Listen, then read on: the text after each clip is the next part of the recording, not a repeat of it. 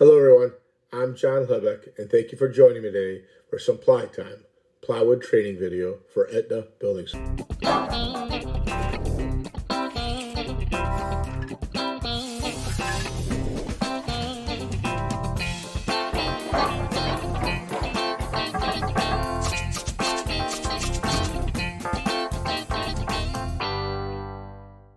Today's subject matter will be on domestic hardwood plywood, and this is a very important product line for Etna. It also comes with a lot of choices. It's a very complicated product to make.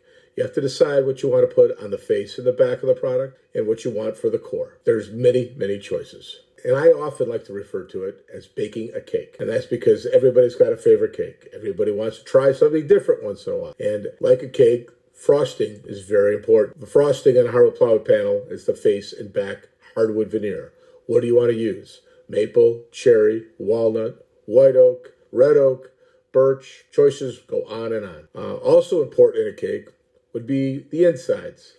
For some, that's their favorite part.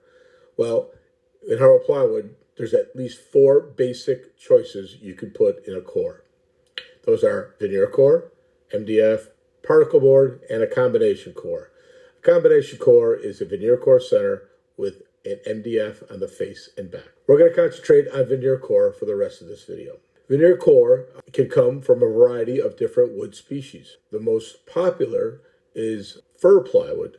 There's a variety of different manufacturers on the West Coast who use fir to make their cores. Another species would be aspen, mostly coming out of Canada.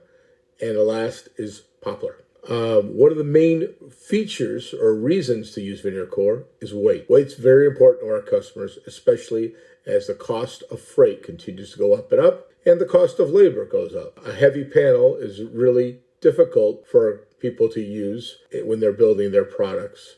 The lighter, the less labor it takes, the less labor intensive it is. A veneer core panel will weigh about 60 pounds for a 3/4 inch 4x8 piece of plywood. MDF will be closer to 107 pounds, and particle board about 100 pounds. That combi panel, which is a combination again of veneer core and MDF, will be about 75 pounds. That is probably the #1 reason people use veneer core. The next would be the strength. Think about building shelves in a garage. You're going to put some heavy things on there.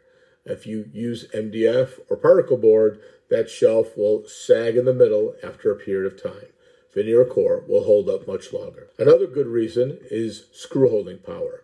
Veneer core holds a screw better than any of the other options. And that's important if you're trying to do something where you could put it together, take it apart, put it together again. Also, if you have something that you're moving around often, and in other cores, those screws will bust loose and not hold together. When in a veneer core panel, it grips, there's a lot of wood there for a screw to hold on to, and it holds the best. There are some concerns when it comes to veneer core. Some things to look out for or watch is warping. All panels warp. Doesn't matter what is made out of, if it's particle board or MDF, or if it's plywood. All panels do warp, but veneer core seems to warp the most. And that's mainly because the moisture can move through it more often than not, and humidity and moisture is what causes a panel to warp. Another thing to be concerned about with veneer core is core voids. A veneer core is made from a tree, and trees have limbs. Those limbs have knots in them and leave an opening when they turn into veneers. Those knots fall out, and then there's a gap or an opening. When you press all those veneers together, there turns out to be core voids in the center or on the edges of those panels. This doesn't happen in MDF or particle board. And lastly, sometimes veneer core has a tendency to telegraph concerns in the core onto the face. Some people will call it a wavy core, and you can see what is happening inside the plywood on the veneer. It'll telegraph through onto the face of the panel. Please take a moment to watch this training video that is from Timber, who is one of our main suppliers, especially in the White Bear Lake market. It shows you what goes into the process of peeling veneer from a log that came out of the forest. Hello, I'm Mark Herbert from Timber Products. Today we'll go through the process of turning a log into softwood veneer that makes up the core of our hardwood plywood. Here at our softwood veneer mill in Wairika, California, we bring in about 45 trucks of logs a day. We source logs from private and public lands in Northern California and Southern Oregon, all within a 100-mile radius of the mill. The forests in our wood basket are sustainably managed by foresters who navigate some of the most stringent environmental regulations in the world. Our log procurement team of registered professional foresters bring in a variety of species, including white fir, Douglas fir, and pine. The team ensures that we maintain an adequate inventory of all species, lengths, and grades to meet the needs of our customers. Here you can see these 17 to 40 foot long logs being unloaded and sorted into specific log decks. These log decks contain different species, lengths, and diameters. Once the logs have been unloaded and sorted, they are measured by skilled log scalers to determine the volume of every log. Before logs can be converted into veneer, they must be debarked and cut into shorter lengths called blocks. The mill can peel various length blocks, 4 foot, 8 foot, 9 foot, even 10 foot. Here the logs go through a metal detector to determine if any nails or other bits of metal in the block could damage the machinery in the mill.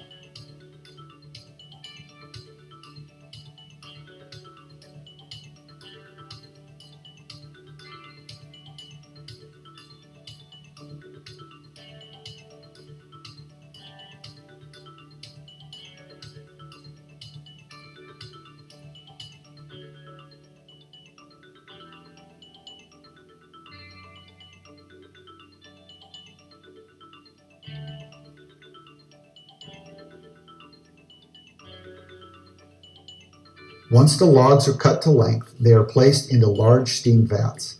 The steam vats pump hot water to condition the blocks and reach an optimal internal temperature. This part of the process usually takes about 8 hours.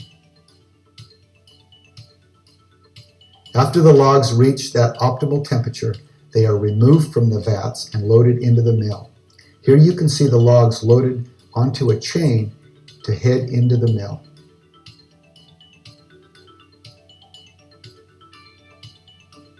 Now the laser sensors scan the logs to determine how to center it properly for peeling.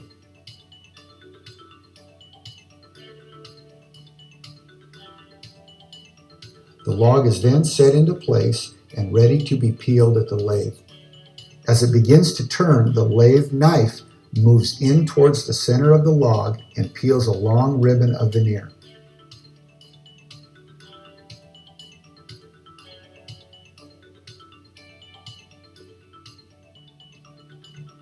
Here you can see the core of the log that is not peeled and is used for other products. As veneer comes off the lathe, it is scanned and graded by a veneer scanner system. This system quickly optimizes the veneer to maximize volume and value of each ribbon of veneer. Here you can see a smaller sensor that determines the moisture content of the veneer. From that optimized scanning system, this clipper cuts either 4x8 or 4x4 sheets of veneer that are stacked into bins and sorted by moisture content. Pieces of veneer that do not make the cut are sent below the spike belt, seen here, and go to our inline composer. This defective veneer is scanned again, defects are clipped out, and the good strips are taped together into 4x4 sheets using this inline composer.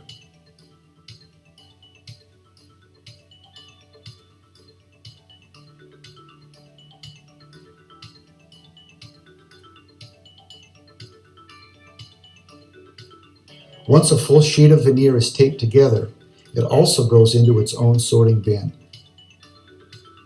When the bin is full, that unit of veneer is taken over to a banding station.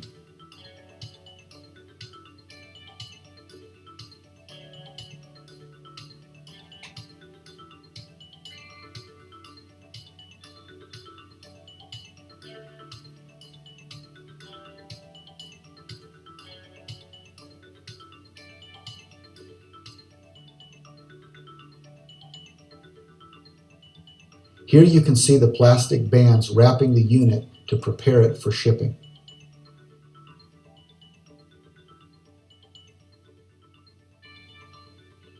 Now that the unit of veneer is banded and labeled, it is ready to either be stacked or loaded straight onto a truck.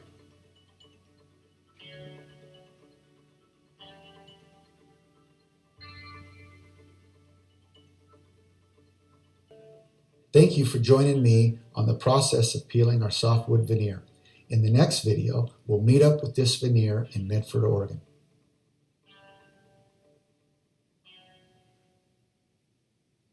Again, thanks for your time today. I really appreciate you. See you next time.